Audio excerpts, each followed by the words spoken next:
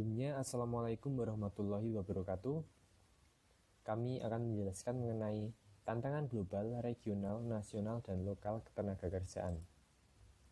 Nah, ini adalah nama kelompok kami. Yang pertama yaitu saya sendiri, David Kurniawan. Yang kedua, Egi Nur Afianto. Yang ketiga, Ana Maulida. Dan yang keempat, Dian Aziza Rahma.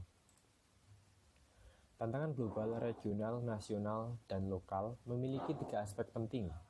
Aspek yang pertama yaitu characteristic of contact, yang kedua yaitu characteristic of human resource, dan aspek yang terakhir yaitu characteristic of curriculum. Lanjut.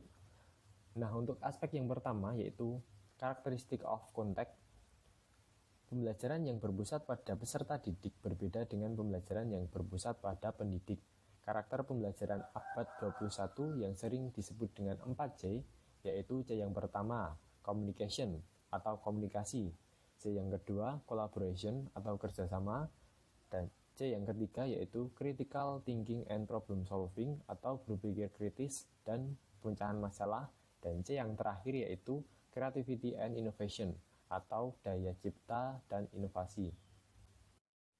Pendidikan 4.0 merupakan istilah yang umum dipakai oleh para ahli teori pendidikan untuk menggambarkan keberagaman cara dalam mengintegrasikan teknologi cyber, baik secara fisik maupun tidak di dalam dunia pembelajaran.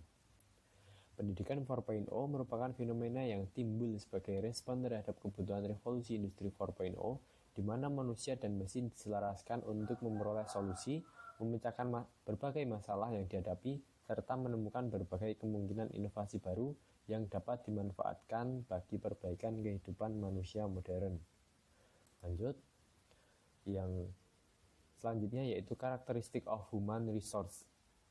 Ada beberapa langkah strategis yang harus dilakukan oleh institusi terkait bagi bangsa Indonesia untuk mendapatkan sumber daya manusia yang kompetitif di era industri 4.0 ini. Yang pertama yaitu disediakannya berbagai beasiswa dan tugas belajar dari pemuda-pemudi terbaik bangsa untuk belajar di luar negeri agar menghasilkan sumber daya manusia yang kompetitif di masa depan dalam 5-10 tahun ke depan.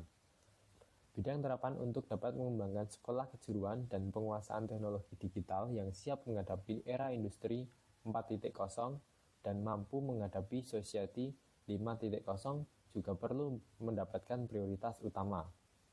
Yang kedua yaitu dibukanya kelas pendidikan online yang free, berkualitas, dan bersertifikat bagi masyarakat. Dan yang terakhir yaitu pembinaan pendidik dan dosen muda untuk magang di institusi yang lebih mapan yang dibina oleh pendidik senior dan di dalam negeri. Lanjut yaitu karakteristik of human resource. Yang pertama yaitu pelibatan pendidik, dosen, dan aparatur sipil negara atau ASN untuk mengikuti program-program terapan yang berpotensi meningkatkan soft skill dan penguasaan teknis ke industri-industri terbaik dunia. Yang kedua yaitu memberikan kemudahan bagi para cendekia kita yang tinggal di luar negeri untuk kembali ke tanah air dan membangun bangsa. Lanjut. Nah, bagaimana kurikulum yang seharusnya untuk menghadapi tantangan tersebut? Di Indonesia, kesiapan menghadapi perkembangan pendidikan era revolusi industri 4.0 adalah dengan meningkatkan kemampuan dan keterampilan sumber daya manusia melalui perkembangan kurikulum yang harus dilengkapi dengan kemampuan dalam dimensi akademik dan keterampilan tak kasat mata antara lain seperti keterampilan interpersonal, keterampilan berpikir global, serta literasi media dan informasi. Selain itu, kurikulum harus membentuk siswa dalam penekanan STEAM. Karena pendidikan sebagai pendongkrak gagasan ilmu pengetahuan yang salah satunya akan mencetak operator dan analisis handal bidang manajemen pendidikan untuk meningkatkan kemajuan pendidikan berbasis teknologi informasi yang akan menjawab tantangan revolusi industri 4.0 yang saat ini terus melaju pesat. Kebijakan yang diberikan manajemen pendidikan saat ini memberikan manfaat untuk seluruh level pendidikan. Lanjut. Skill atau kemampuan apa yang sangat penting dimiliki oleh seseorang termasuk lulusan pendidikan kejuruan? Skill atau kemampuan yang sangat penting dimiliki oleh seorang termasuk lulusan pendidikan kejuruan adalah kompetensi soft skill terutama dalam kemampuan kepemimpinan, evaluasi, komunikasi, dan kemampuan mempengaruhi orang lain.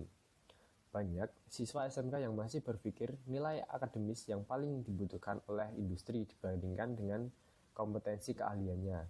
Hal inilah yang menjadi salah satu kendala industri dalam penyerapan tenaga kerja lulusan SMK. Kedepan, tantangan kualitas sumber daya manusia akan semakin kompetitif. Era industri 4.0 yang saat ini tengah kita hadapi, kecerdasan manusia sudah mulai digantikan dengan kecerdasan buatan atau artificial intelligence untuk di beberapa sektor industri. Peran pendidikan kejuruan. Pendidikan kejuruan di Indonesia dalam hal ini tidak hanya SMK yang perlu menekankan konsep pembelajaran yang fokus pada peningkatan kompetensi kognitif atau cognitive learning methodology, yaitu keterampilan pemecahan masalah dalam berpikir kritis. Selain itu, pemerintah harus meningkatkan guru produktif, yaitu dengan membuat program beasiswa ikatan dinas khususnya untuk menjadikan guru-guru lebih produktif. Nah, mungkin itu saja presentasi dari kelompok kami. Apabila ada kurangnya, kami mohon maaf yang sebesar-besarnya. Sekian, wassalamualaikum warahmatullahi wabarakatuh. Sebelum